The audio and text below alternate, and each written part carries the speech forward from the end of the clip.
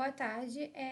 Hoje nós vamos falar sobre o gênero textual reportagem, né, em língua espanhola. O primeiro de tudo é bom a gente saber o que é uma reportagem. Uma reportagem, ela vai constituir um trabalho periodístico, né, que é um trabalho dentro do jornal, né, vai ser um tipo de texto, né, de jornal. Ele pode ser cinematográfico ou pode ter ou estar em outro gênero que tem uma finalidade informativa, tá?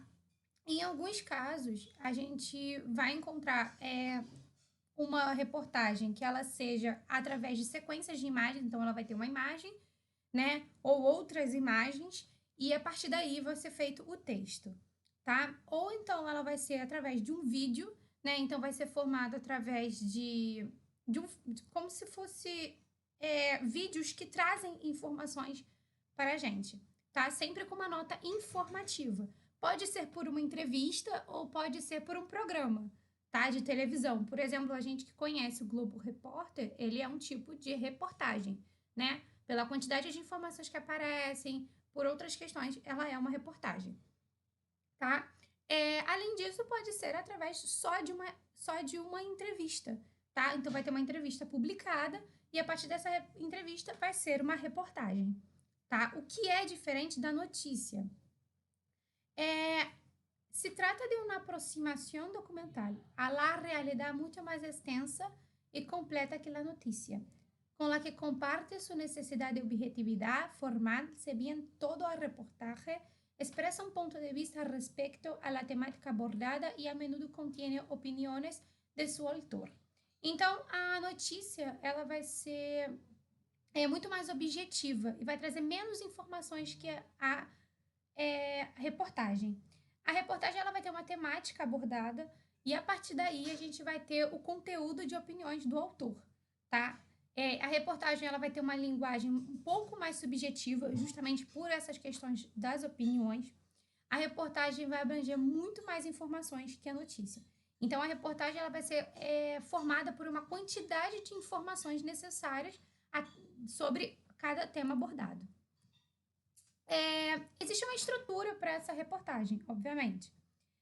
Nós temos o sumário índice, desglosa de la informação que ele provea el lector de um mapa de lo que está por ler. Então, vai ter um mapa, né, como se fosse esse sumário, o índice, né, que vai ter as informações, né, o que vai ser tratado dentro dessa reportagem. Além disso, nós vamos ter o contraste, que é contraposição de duas posturas, ou seja, vão ter uma contraposição de duas pessoas, né, que estarão em argumentos diferentes, em posições diferentes para o tema daquela reportagem. Lembrando que a reportagem, por uma quantidade de informações, ela é necessária, muitas informações, então, por conta disso, nós temos que ter várias posturas, várias opiniões. Exhibem os dois lados do conflito de haberlos.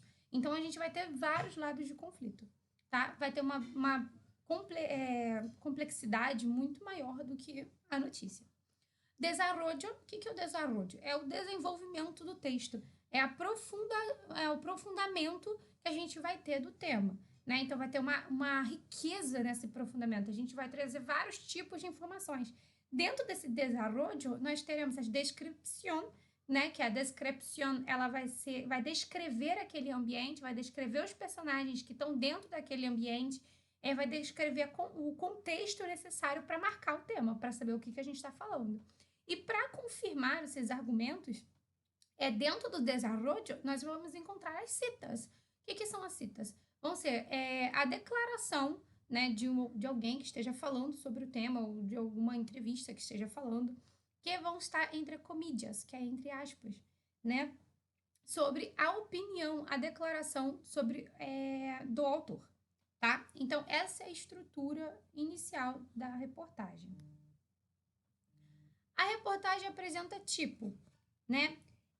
Nós temos os tipos científicos, né? Que vai estar apontando sobre as novidades, sobre os investigamentos tecnológicos, matéria médica, biológica e tudo mais. Vai ter uma especialidade maior, né? Então, vai trazer uma questão do interesse mais geral para o leitor, né? Vai ter explicativo, que vai ser uma abordagem mais pedagógica, né? Então, ele vai ter uma didática muito maior. Vai ter o investigativo. A maioria das reportagens, ela pode ser investigativa, sendo científica, ela pode ser... Mas o investigativo, ele vai detectar sobre quais informações secretas nós podemos descobrir através desse tema. O descriptivos, el periodista aborda um tema de interesse sem incluir-se a si mesmo, brindando a descrição de seu objeto de interesses. Então, dentro dessa questão do tipo do descritivo, o próprio autor, né, o periodista, ele vai abordar um tema, né, do interesse, sem incluir ele, botando exatamente as descrições desse tema, tá? Quais são exatamente as abordagens feitas sobre esse tema. Quais são os tipos de reportagem? Ele vai ter um interesse humano, né? Ele pode ser uma questão mais coletiva humana, de uma questão mais reflexiva. Ele pode ser formal. Aí a gente vai trazer um pouco mais da notícia dentro desse formal, mas não necessariamente ele vai ser notícia como é uma coisa, onde, quem, quando. Não, ele vai ter uma informação formal, obviamente, abordando essas perguntas, mas não vai ter uma opinião exatamente do autor. Vai ter uma objetividade, sim, mas ele vai ter uma quantidade de informações muito grande, tá?